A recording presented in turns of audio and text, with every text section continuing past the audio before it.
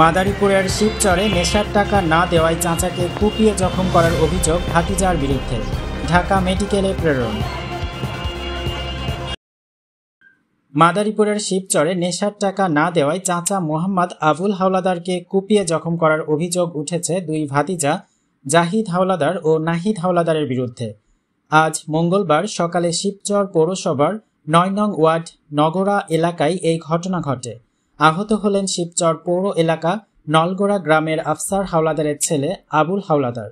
তাকে উন্নত চিকিৎসার জন্য ঢাকা মেডিকেলে প্রেরণ করা হয়েছে। পারিবারিক সূত্রে জানা যায়, সোমবার সন্ধ্যায় চাচা আবুল হাওলাদারের কাছে নেশার জন্য টাকা চান ভাতিজা জাহিদ হাওলাদার, কিন্তু চাচা টাকা দিতে অপারগতা প্রকাশ করলে কথা কাটাকাটি হয় ভাতিজার সাথে। পরে আজ সকালে বিরোধের জেরে ক্ষিপ্ত হয়ে আবুল হাওলাদার বাড়ি থেকে ভ্যান নিয়ে শিবচর বাজারে যাওয়ার সময় নলগোড়া এলাকায় ভ্যান গতিরোধ করে আবুল হাসানকে দেশীয় অস্ত্রশস্ত্র নিয়ে এলোপাতাড়িভাবে কুপিয়ে জখম করে। পরে তার চিৎকারে এলাকাবাসী লোকজন এগিয়ে আসলে পালিয়ে যায় দুর্বৃত্তরা। পরে আহত অবস্থায় উদ্ধার করে শিবচর ১০০ শয্যা বিশিষ্ট উপজেলা স্বাস্থ্য কমপ্লেক্সে নিয়ে যাওয়া হয়। পরে তার অবস্থার অবনতি হলে ঢাকা মেডিকেলে প্রেরণ করা হয়। খবর পেয়ে সেনাবাহিনীর ও পুলিশ ঘটনাস্থলে পরিদর্শন করে আইনানুগ ব্যবস্থা নেওয়ার আশ্বাস দেন।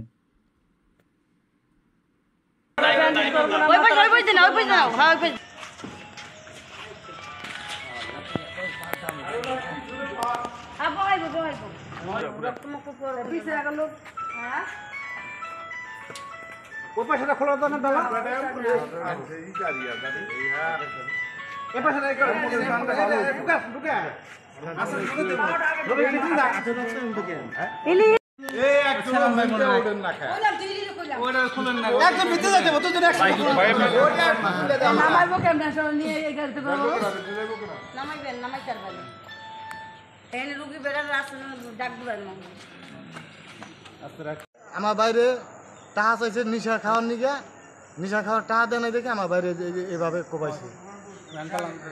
ভ্যান চালাইতে যাওয়া হচ্ছে সকাল ভোরে, ও আমার বাইরে ফেলে কোপাইছে। কিভাবে কোপাইছে? মাথায় কোপ দিছে, হাতে কোপ দিছে, ঠ্যাঙ্গে কোপ দিছে, কোন জায়গায় থুইছে নি। আমি ওই নিশা করে যাবজ্জীবন জেল চাই, যাবজ্জীবন।